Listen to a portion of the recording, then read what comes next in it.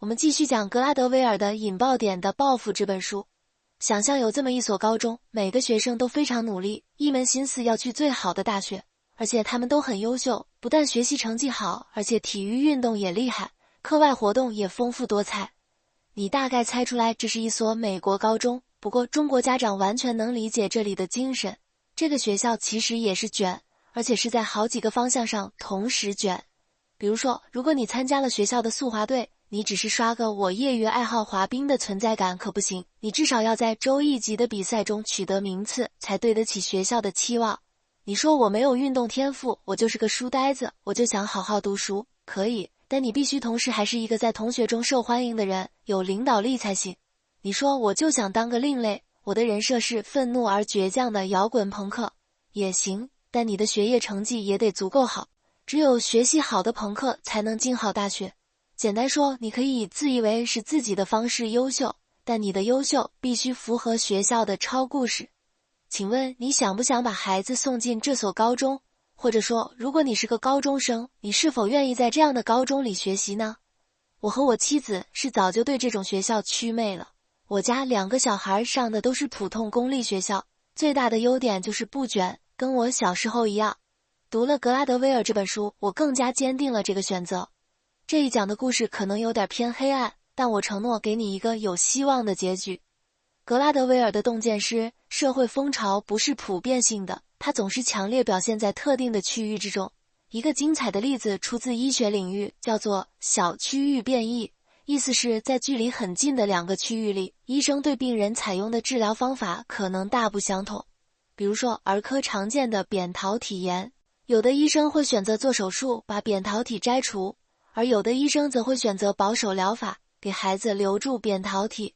因为毕竟扁桃体不是无用的组织，它含有大量的免疫细胞，是一道防线，能过滤进入呼吸道的病原体，还能帮助平衡口腔和咽喉区域的微生物菌群。那你说，什么情况下医生会摘除扁桃体，什么情况下会保留呢？一系列的研究表明，这个选择跟病人的病情、跟病人的倾向性、跟医生的性格、医疗水平和在哪儿受的训练都没关系，但是跟医院所在的地区很有关系。2个相邻的学区，其他因素几乎都一样，但是这边有高达 70% 的孩子在15岁之前就被摘除了扁桃体，而那边就只有 20%。这就是超故事的作用，是这个区的医疗风气就是如此。再比如说，病人心脏病发作要不要给做心导管检查呢？科罗拉多州博尔德市的医生有 75.3% 的比率会做这个检查，而纽约州布法罗市的医生则只有 23.6% 的使用率。那么研究者问了一个有意思的问题，如果把一个博尔德市的医生搬到布法罗市，他是保持自己的工作习惯，还是入乡随俗呢？答案是，他会迅速入乡随俗，按照布法罗的习惯减少心导管检查的比率。还有个例子，也是小区域变异。在患者生命的最后2年，请问医生会给他看病多少次呢？2019年美国全国平均是54次，其中最低的是明尼阿波利斯36次，最高的是洛杉矶105次。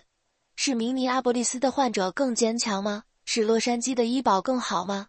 研究者考察了那些因素，那些都不是原因。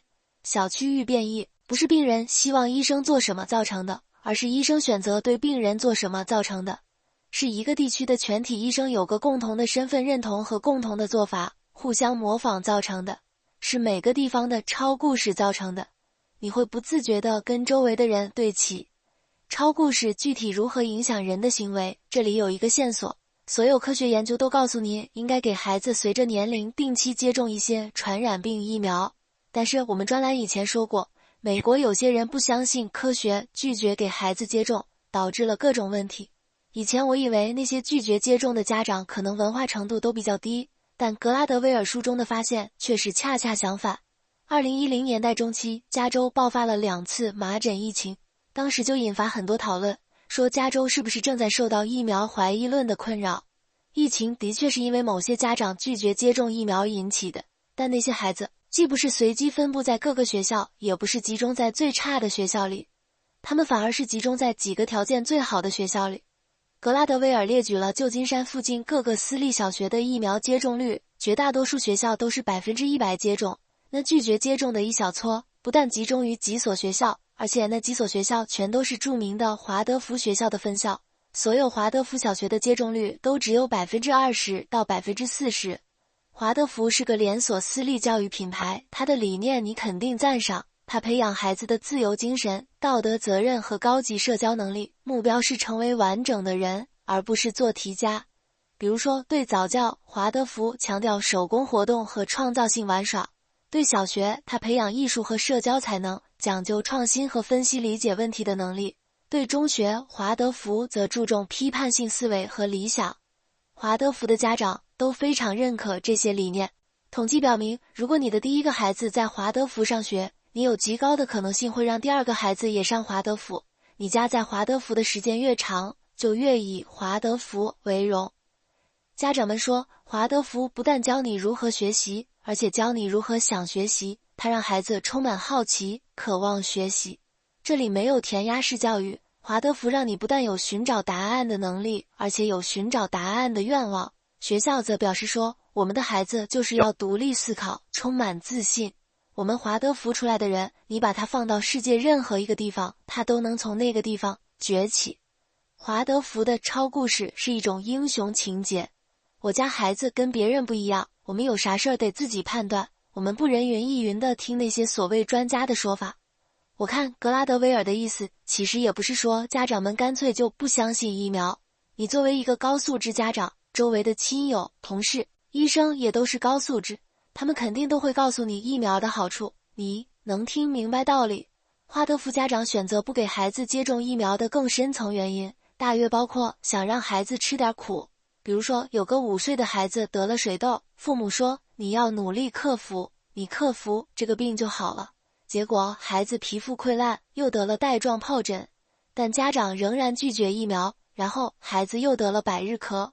华德福学校里只要有一个孩子病了，全班很多孩子就都会跟着病。华德福是加州流行传染病的重要原因，但家长们宁可吃这个亏，因为这很华德福。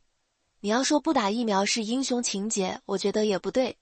英雄是应该与众不同，可是华德福的家长们只是与别的学校不同，他们跟本校的人是高度相似的。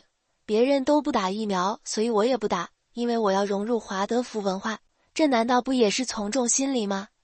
一个更好的例子就是我们这一讲开头说的那所高中。格拉德威尔没有透露他的真实名字和所在地区，采用了研究者的一个代号，叫白杨树林高中。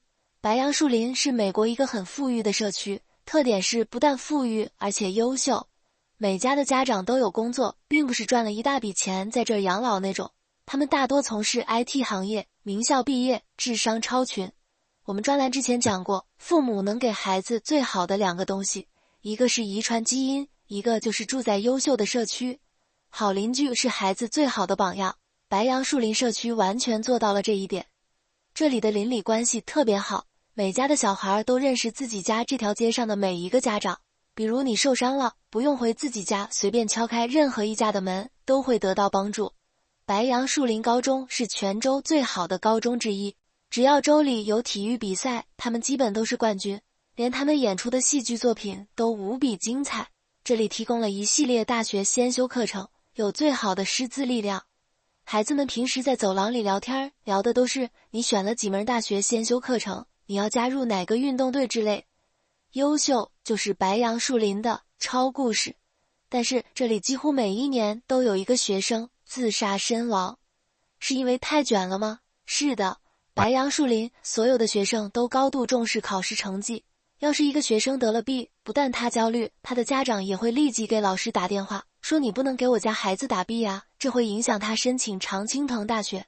但是格拉德威尔看来，白杨树林高中最根本的问题并不是学业压力大，而是这里所有的学生都是一个模子刻出来的。你要是在1990年代以前在美国上高中，学校里那真是什么人都有。有的学生喜欢学校，有的讨厌学校，有的学生比较吵闹，有的比较安静。不同类型的学生都有各自的小团体，不管你原本是个什么样的人，你都能找到跟你差不多的伙伴。用学术语言来说，就是有多样性。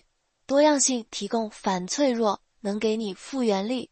一个风潮来袭，比如一个传染病，因为我们这个群体里什么人都有，有的人买账，有的人就不买账，你那个东西就没有那么容易流行。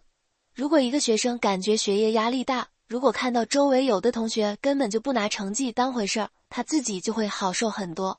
你难受的写不下作业，有个朋友说带你打游戏，你就不会那么难受。可是白杨树林高中恰恰没有多样性，这里的孩子千篇一律都在努力，这种一致性特别容易取得好成绩，但是也特别脆弱，特别容易得传染病。这就表现在白杨树林，只要一个孩子自杀，别的孩子就会模仿他。这里只有一个价值观，成绩不好就等于绝路。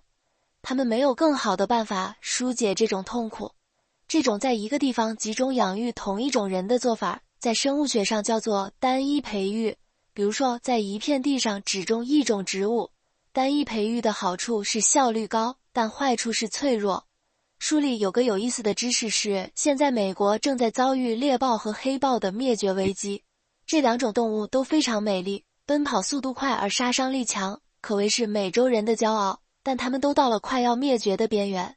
大约在12000年前，地球遭遇了一次哺乳动物大灭绝，包括剑齿虎、猛犸象、乳齿象、巨型地懒之类的动物都从此消失了。我听说可能是被当时的人类杀死的。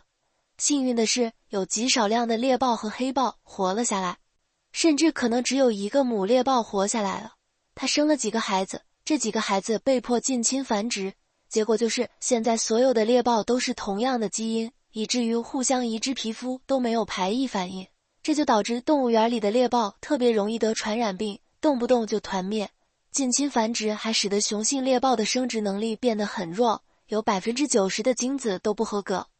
黑豹则更惨，可能经历了不止一次近乎灭绝。现存于佛罗里达的雄性黑豹已经到了近乎彻底丧失生育能力的程度，有的甚至都没长睾丸。人们不得不想了个办法，从德克萨斯州引进几只美洲狮和黑豹杂交，这会让黑豹的血统从此不纯。但是只有如此，这个物种才有可能存活下去。结果效果很好，佛罗里达黑豹经过杂交之后，数量从几十只达到超过了100只，而且身体变得更强壮。单一培育等于脆弱，难道人不也是如此吗？那么格拉德威尔提出，要解决白杨树林高中的问题，就应该把学校解散，把学生和老师都分散到附近各个高中去。这一定会对学生有好处，代价只不过是那个优秀的学校不存在了。但是格拉德威尔非常清楚，白杨树林的家长们不会赞同这么干。他们会说心理健康是很重要，但他们一定要求学校把所有资源都投入到更多的精英课程和课外活动之中去。当你身处一个超故事之中，你是不会自己从这个故事里跳出来的。这样看来，真正的英雄情节应该是去有多样性的学校，班里各个阶层、各个水平、各个性格、各个爱好，什么人都有才好。试想，如果人人都是来学习领导力的，你反而学不到领导力，因为没人被你领导。所以华德福可能也有点问题。单一的文化环境中不会培养出真的放在哪儿都能崛起的人，那些真正放在哪儿都能崛起的人，得先被随便放在哪儿才行。